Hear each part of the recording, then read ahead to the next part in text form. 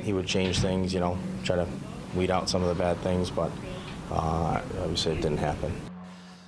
The city of Buffalo and Buffalo police have shut down the Bowl-In bowling alley on Bailey Avenue after a fatal shooting outside that business over the weekend.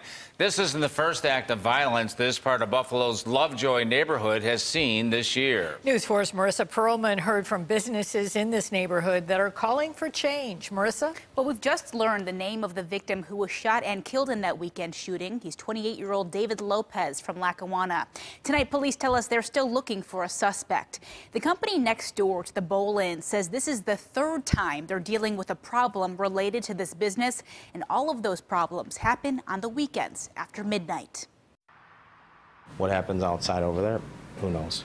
Mike Schmente runs the family business, Sunset Fruit and Vegetable Company. In the 2 years they've been open in Lovejoy, they've dealt with constant problems from the patrons next door at Bowl-In. The overspillage of the parking, they're in our parking lot, they leave behind glass bottles and whatever else behind, and just kind of make a mess of the place. And violence too. In February, a man was shot in the back and critically hurt when he left the Bowl-In and walked to his car parked at Sunset.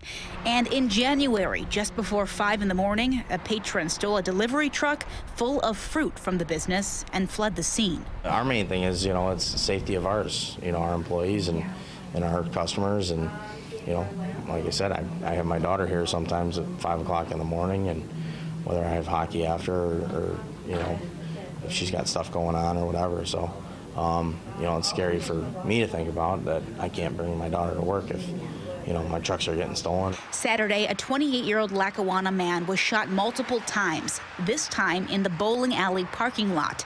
He later died at ECMC. Police say a fight started inside the business and then spilled outside. Police and the city initiated an emergency closure the next morning.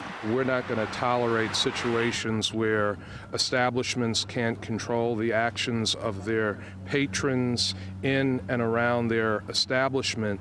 Schmente says he's happy about this shutdown and says the Bowl-In could change its hours and be successful. A lot of the problems happen after midnight, so if he adjusts his hours and, made it into a bowling alley rather than a nightclub, make it what it is, not something it's not.